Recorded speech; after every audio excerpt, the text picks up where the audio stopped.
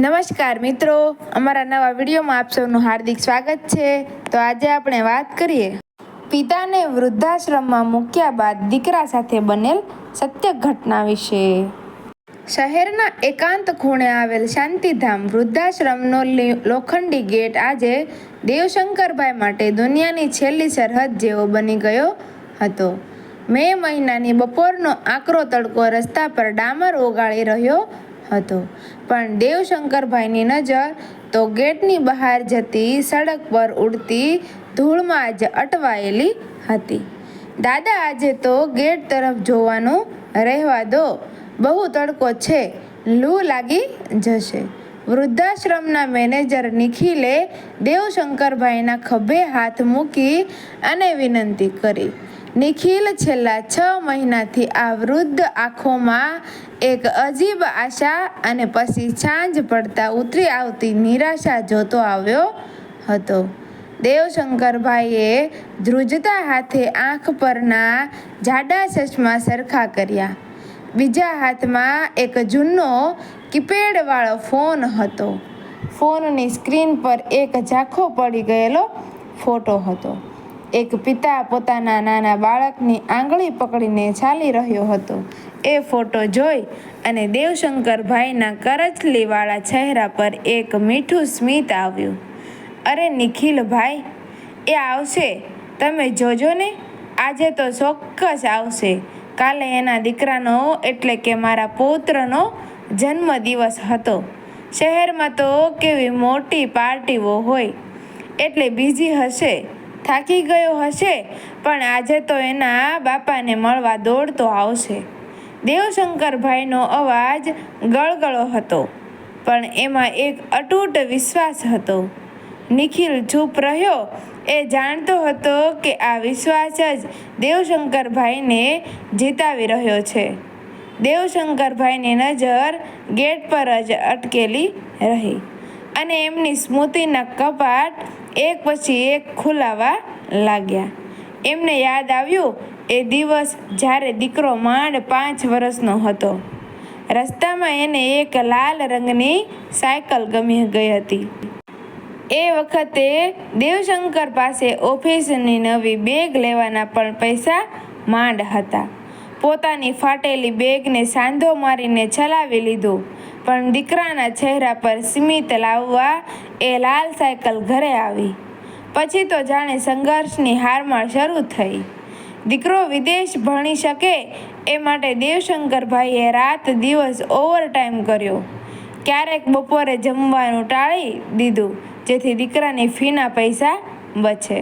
જ્યારે પહેલી વાર દીકરાએ પાપા કહીને બોલાવ્યા હતા, ત્યારે દેવશંકરને લાગ્યું હતું કે જીવનનું સૌથી મોટું સુખ અને સન્માન મળી ગયું।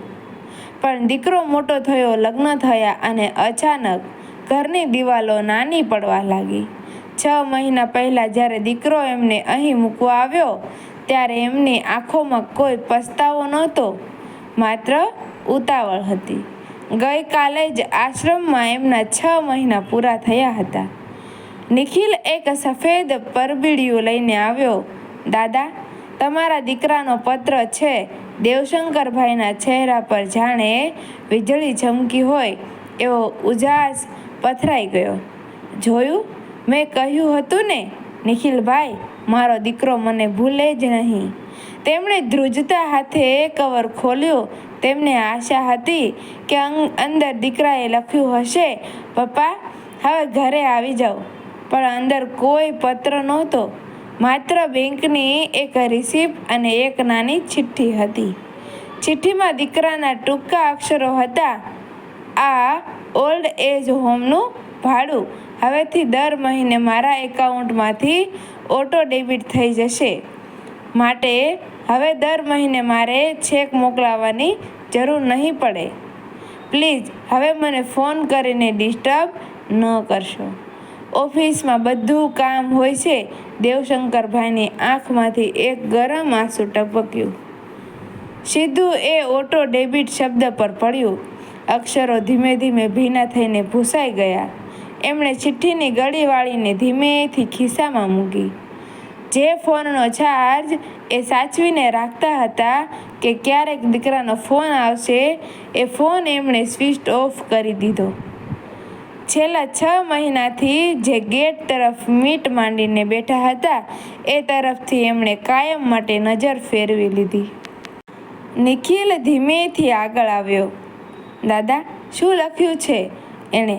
ત્યારે તેડવા આવે છે? દેવશંકરભાઈએ ધૂંધળી આંખોમાંથી આકાશ તરફ જોયું અને ગળગળા અવાજે બોલ્યા, જેને મેં આંગળી પકડીને રસ્તો ઓળંગતા શીખવ્યું હતું, આજે એણે મને રસ્તો ભૂલાવી દીધો. એણે મને મારું છેલ્લું સરનામું બતાવી દીધું છે. નિખિલભાઈ, બીજા દિવસે સવારે ફરી એક જ ગેટ પર એક જ નવી ગાડી આવીને ઊભી રહી. એક યુવાન માણસ ઉતર્યો અને પોતાની સાથે લાવેલા એક વૃદ્ધ પિતાનો સામાન ઉતારવા લાગ્યો. પિતાની આંખોમાં આંસુ હતા. એ વારંવાર દીકરાનો હાથ પકડવાનો પ્રયત્ન કરતા હતા, પણ દીકરો વોચમેન સાથે રજિસ્ટરમાં એન્ટ્રી કરવામાં અને ફોર્મ ભરવામાં વ્યસ્ત હતો. દેવશંકરભાઈ પોતાની બેન્ચ પર બેઠા બેઠા આખું દ્રશ્ય જોઈ રહ્યા હતા. એ નવા આવેલા વૃદ્ધ માણસે અંદર પગ મૂકતા જ ડરતા ડરતા નિખિલને પૂછ્યું, ભાઈ, અહીં ફોન ચાર્જ કરવાની વ્યવસ્થા છે? મારો દીકરો હમણાં જશે એટલે તરત જ એનો ફોન આવશે. એ બહુ બીજી રહે છે, પણ એણે મારા વગર ચેન નથી પડતું. દેવશંકરભાઈએ નજર ઝુકાવી લીધી. વાર્તા બદલાઈ હતી, પણ પિતાનો એ જ ભ્રમ, દીકરાની એ જ વ્યવસ્થા અને વૃદ્ધાશ્રમનો એ જ ખાલીપો, બધું ફરીથી શરૂ થઈ રહ્યું હતું. માણસ આખી જિંદગી ભલે ગમે તેટલા સરનામા બદલે, પણ આત્માનો અસલી વિસામો તો એ જ ઉંમરે મળે છે જ્યાં એનું બાળપણ હસતું હતું. બાકી તો દુનિયામાં બધું જ ઓટો ડેબિટ પર ચાલે છે. માત્ર લાગણીઓ જ બાકી રહી જાય છે. મિત્રો, વિડીયો ગમ્યો હોય તો વિડીયોને લાઈક કરજો, શેર કરજો અને આવા જ નવા વિડીયો જોવા માટે અમારી ચેનલને સબસ્ક્રાઈબ કરી દેજો. તમારું વિડીયો વિશે શું કહેવું છે કમેન્ટમાં જરૂરથી કહેજો. ધન્યવાદ. જય શ્રી કૃષ્ણ. રાધે રાધે.